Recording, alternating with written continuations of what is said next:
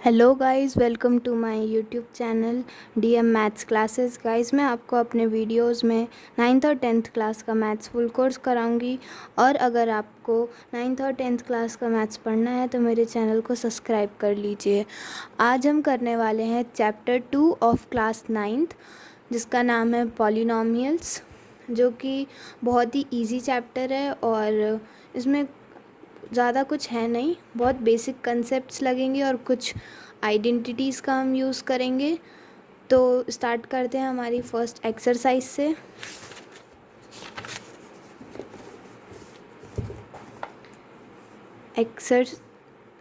Chapter 2 polynomials, exercise 2.1। तो देखते हैं फर्स्ट क्वेश्चन क्या है। फर्स्ट क्वेश्चन है, which of the following expression are polynomial in one variable and not, state the reason for our answer. Question ये पूछ रहा है कि इनमें से कौन से जो एक्सप्रेशंस हमें दिए हैं, जैसे ये जो हमें गिवन है वो पॉलिनोमियल है बट इन वन वेरिएबल, सिर्फ एक वेरिएबल होना चाहिए। वेरिएबल मतलब आपको पता है, जैसे A B C X Y Z, ये सब जो होते हैं ये सब वेरिएबल्स होते हैं, ठीक है।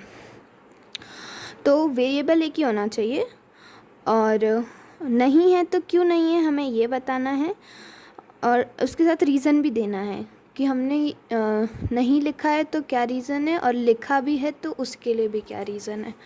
तो फर्स्ट इसका पार्ट है, देखते हैं इसका first part. 4x³ minus 3x plus 7, ठीक है। अब आप देख सकते हैं कि ये इसमें वेरिएबल क्या है, x है, इसकी पावर क्या है, 3 है, मतलब इसकी डिग्री जो है वो 3 है। इसमें वेरिएबल एक ही है, और नहीं सॉरी, यहाँ पे 2 है, 3 नहीं है, गलती से लिख दिया। तो इसकी पावर हमारे पास क्या क्या है, पावर्स आर 2 and 1। 2 और 1 कौन से नंबर्स होते हैं, they are whole numbers. Whole numbers पता है ना आपको कौन से होते हैं, 0 से लेके जितने नंबर्स हैं हमारे उतने। और इसमें वेरिएबल भी सेम है, तो ये पॉलिनोमियल हुआ। This is a polynomial in one variable, polynomial in one variable, ठीक है। अब नेक्स्ट देखते हैं। एक मेन चीज़ ये ध्यान रखनी है कि जो वेरिएबल है वो सेम होना चाहिए। जैसे अगर यहाँ x और x होता, साथ में y होता अगर, तो फिर वो पॉलिनोमियल इन वन वेरिएबल नहीं 2 वेरिएबल हो जाता, तो वो फिर इस क्वेश्चन को सेटिस्फाई नहीं करता। अब सेकेंड पार्ट है इसका, y² प्लस √2। हाँ, तो ये भी है एक पॉलिनोमियल इन वन वेरिएबल। इसकी पावर क्या है, हमारे पास 2 है, और इसमें जो हमारा वेरिएबल है वो y है। So yes, it is also a polynomial. Yes, it is also a polynomial.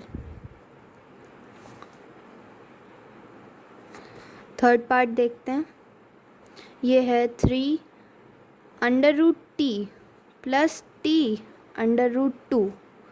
तो इसमें हमारे पास वेरिएबल क्या है, t है। अब हम, आपको पता है कि रूट जो होता है उसकी जगह पे अगर हम पावर लगाएं तो क्या लिख सकते हैं, 3 × 2 t⁻1/2। जो ये रूट है उसको हटा के हम पावर में लिख सकते हैं ना, 1/2।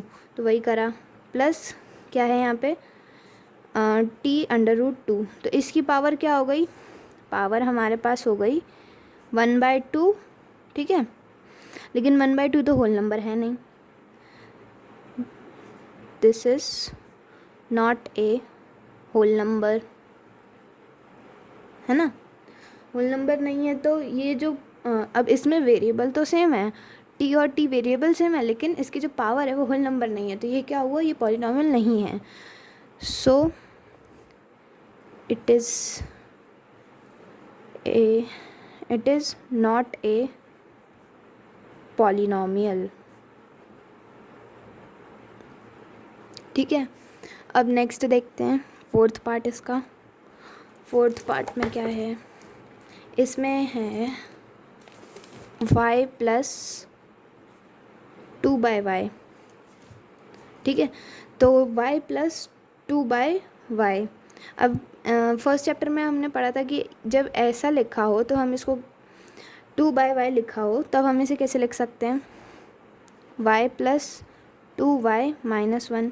ये ऊपर आ गया तो इसमें पावर माइनस की आ गई। अब माइनस की पावर आ गई तो लेकिन पावर हमारे पास क्या आ गई, power is -1 which is not a whole number, जो होल नंबर नहीं है। So it is not a whole number, इसलिए ये जो हमारे पास एक्सप्रेशन है ये एक पॉलिनॉमियल नहीं होगा। इसमें वेरिएबल तो सेम है लेकिन इसकी जो पावर है वो होल नंबर नहीं है, तो ये पॉलिनॉमियल नहीं है।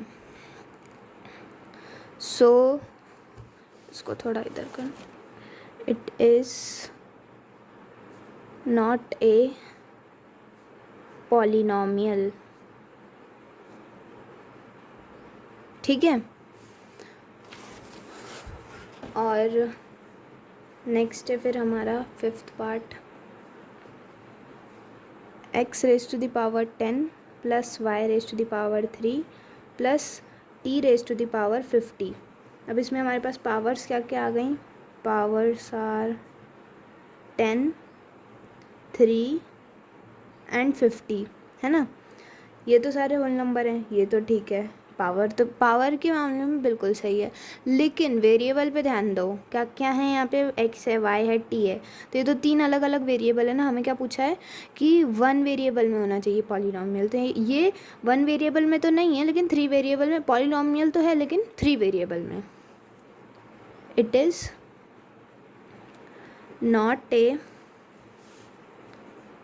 Polynomial in 1